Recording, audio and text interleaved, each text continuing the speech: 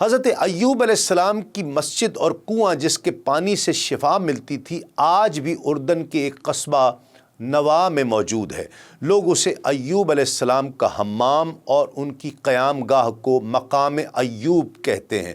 اللہ تعالیٰ کی حکمت اور قدرت سے جب چشمہ ابل پڑا تو حضرت ایوب علیہ السلام کو اس پانی سے شفا ہو گئی۔ پانی میں منرلز ایسے تھے جس سے بڑھاپا جوانی میں تبدیل ہو جاتا۔ اس پانی سے حضرت ایوب علیہ السلام اور ان کی زوجہ محترمہ دونوں صحت مند ہو کر جوان ہو گئے اور 4 پشتوں تک اپنی نسل کو پھلتے پھولتے دیکھا۔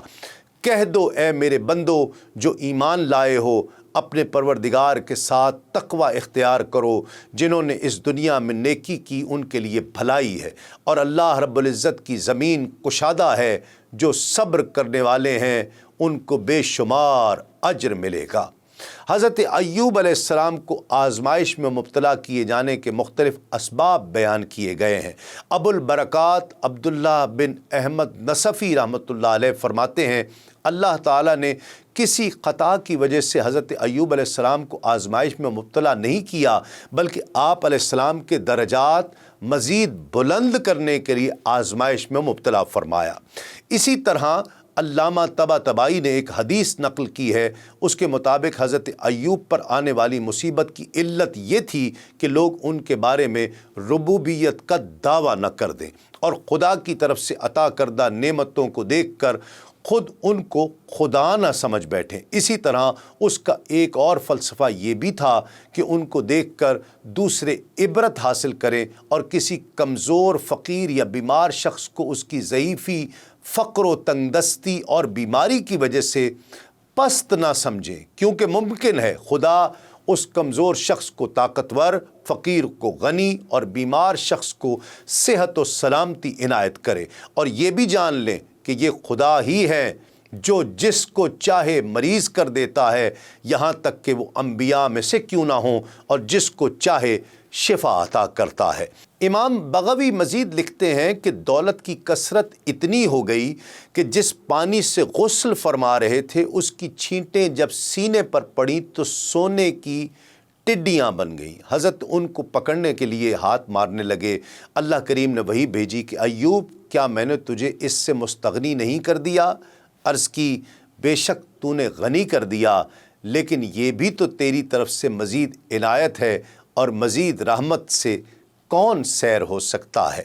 حضرت عبداللہ بن مسعود، حضرت عبداللہ بن عباس رضی اللہ تعالی عنہم اجمعین اور اکثر مفسرین نے فرمایا کہ اللہ رب العزت نے آپ کی تمام اولاد کو زندہ فرما دیا اور آپ کو اتنی ہی اولاد اور عنایت کی۔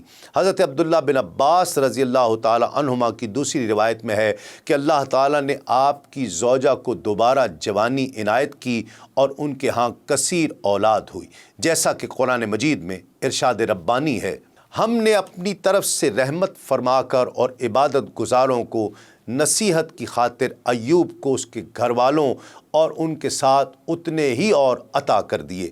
اللہ تعالیٰ کی حضرت ایوب علیہ السلام پر یہ عطائیں خاص رحمت خداوندی تھی، جس میں دوسرے لوگوں کے لیے بہت نصیحت ہے کہ صبر کرنے والا بہت بامراد ہوتا ہے۔ امام احمد رضا خان رحمۃ اللہ علیہ فرماتے ہیں، ایوب علیہ السلام کتنے عرصے تک مصیبت میں مبتلا رہے اور صبر بھی کیسا جمیل فرمایا۔ جب اس سے نجات ملی تو عرض کیا، الہی میں نے کیسا صبر کیا؟ ارشاد ہوا، اور توفیق کس گھر سے لایا؟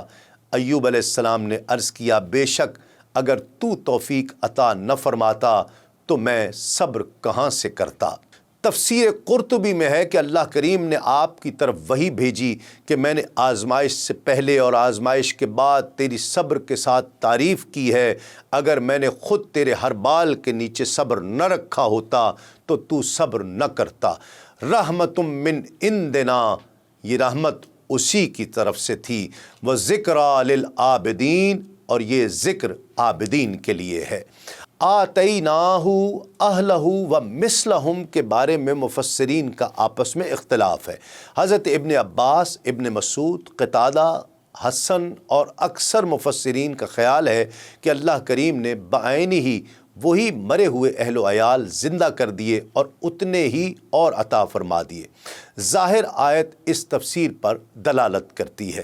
تاہم امام سیوطی بروایت ابن شیبہ، ابن جریر، ابن المنذر اور ابن ابی حاتم حضرت مجاہد سے روایت کرتے ہیں کہ حضرت ایوب علیہ السلام سے کہا گیا کہ تیرے اہل جنت میں ہیں، اگر تو چاہے تو ہم وہ تجھے عطا کر دیں، چاہے تو جنت میں چھوڑے رکھیں اور ان کے عوض ان کی مثل عطا کر دیں۔ حضرت ایوب علیہ السلام نے کہا نہیں، بلکہ انہیں میرے لیے جنت میں چھوڑ دو۔ پس انہیں جنت میں چھوڑ دیا گیا اور دنیا میں ان کی مثل آپ کو عطا کیے گئے۔ ناظرین اکرام، حضرت ایوب علیہ السلام نے قسم کھا رکھی تھی کہ جب بھی بیماری سے افاقہ ملے تو اپنی بیوی کو 100 کوڑے ماریں گے، لیکن جب بیماری سے نجات ملی تو بیماری کے دوران اپنی زوجہ کی خدمات اور وفاداری کو دیکھ کر اسے معاف کرنے کا فیصلہ کیا، لیکن قسم اس چیز میں مانے بن رہی تھی۔ اس بنا پر خدا کی طرف سے وحی ہوئی اور اپنے ہاتھ میں جھاڑو کا مٹھا لے کر مار اور قسم نہ توڑ، بے شک ہم نے ایوب کو صابر پایا، وہ بڑے اچھے بندے، اللہ کی طرف رجوع کرنے والے تھے۔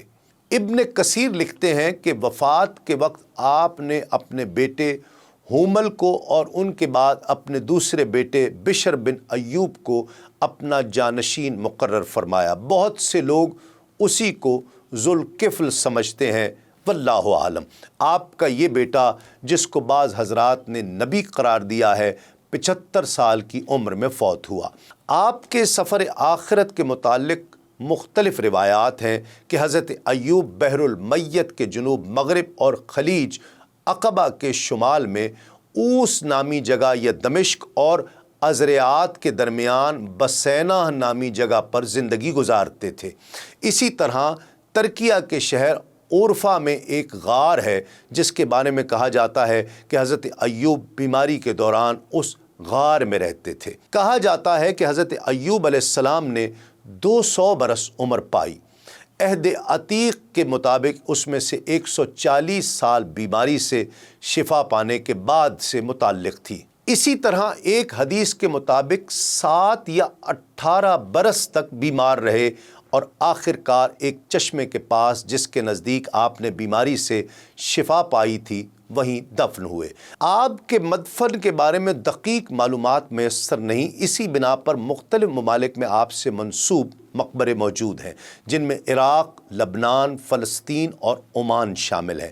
عراق کے جنوبی شہر حلہ سے 10 کلومیٹر کے فاصلے پر الرانجیہ نامی مقام پر موجود مقبرہ آپ سے منسوب ہے۔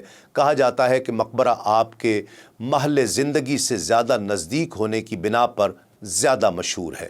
اسی طرح عمان میں سلالہ سے 7 کلومیٹر کے فاصلے پر کوہ اتین، ایران کے شہر بجنورت کے ایک گاؤں گرماب اور ازبکستان کے شہر بخارا میں بھی آپ سے منسوب مزارات موجود ہیں۔